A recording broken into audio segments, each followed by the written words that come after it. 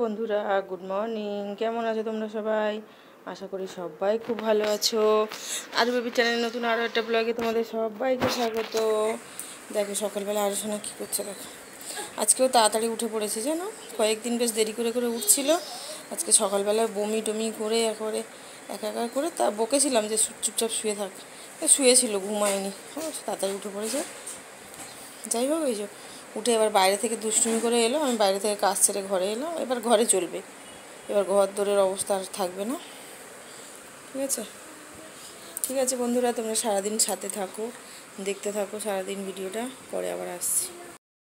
দিদিকে লজেন্স দিতে যাচ্ছে দেখো বন্ধুরা, বললাম ছুঁড়ে যাও, দিদির হাতে দিয়ে আসো, ছুঁড়ে দিতে নেই, দিদির হাতে দাও, বলে এই নাও দুজনের দুটো।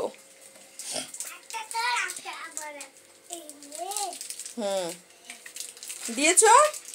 ঠিক আছে ঠিক আছে, চলো রান্না করতে যাবো, চলো। ও এবার ওই প্যাকেটটা ধরেই চিবোবে, ঠিক আছে? কীরকম করে ফোন দেখতে দেখো, দিদির ঘাড়ের উপরে উঠে দেখো, এরকমই করে সবসময়, কখনো পিঠের ওপরে কখনো পেটের ওপরে, এরকমই ফোন দেখে, দেখেছ কি?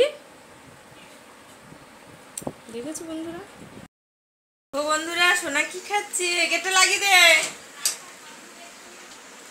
মাজা খাচ্ছে দেখো, দেখেছো? মাজা কালকে কিনে এনেছে বাবা, বলো মাজা কি খায়? সোনা খায়, সোনা ভালোবাসে বলে ও তো আর কিছু খায় না, ও আইসক্রিম আর মাজাটাই খায়, ও আর কিচ্ছু খায় না, মিষ্টি টিষ্টি কিচ্ছু খায় না, ওই জন্য এনেছে। বাবাকে বারণ করেছিলাম মাজা আনতে, বাবা বললো সোনা তো আর কিচ্ছু খায় না, ওর জন্য কি আনবো? রোজ রোজ আসলে বলে আমার জন্য কি খাবার এনেছো, কি খাবার এনেছো, ওই জন্য কালকে একটা বড় মাজা নিয়ে এসছে। মাজা কয়েকদিন প্রচুর খেয়েছে, ওই জন্য আমি বারণ করেছিলাম যে আর আনবে না।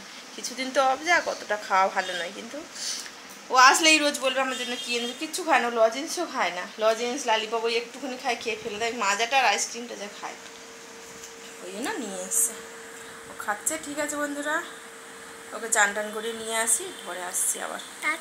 থামস আপ খাবি?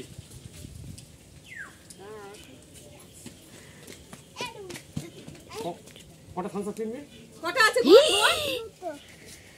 কটা কটা টাকা আছে বলো? 2 টাকা। আমাকে দে দে আমাকে তুমি দে। তুমি নেবে, থামস আপ খাবে না?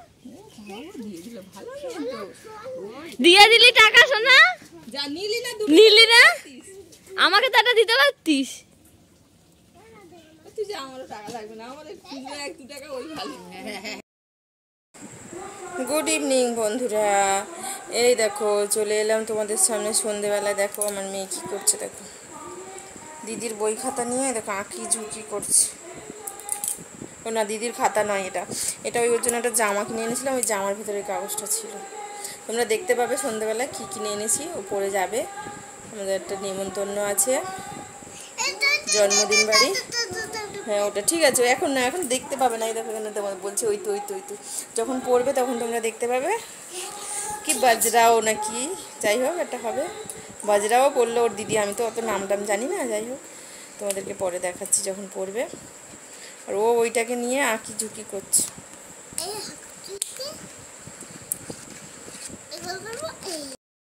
তো বন্ধুরা, সোনা দেখো রেডি হয়ে গেছে, ওদিকে লাইট দেখা, দেখেছো?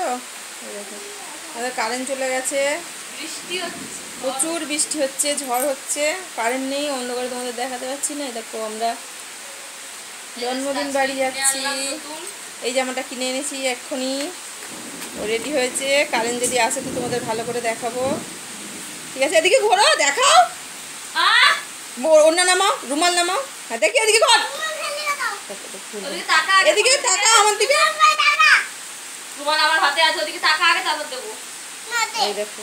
ঠিক আছে, তো এই ব্লগটা এখানেই শেষ করে দিচ্ছি, যদি পরে আরেকটা ব্লগ শুরু করতে পারি তো তোমাদের দেখাবো। ঠিক আছে, অন্ধকার, যদি কারেন্ট আসে তো পরে আরেকটা ব্লগ চালু করি, তো তোমাদের পরে দেখাবো। দেখে নাও এখন অন্ধকারে যেটুকুনি পারলাম দেখালাম। ঠিক আছে, গুড নাইট, বাই।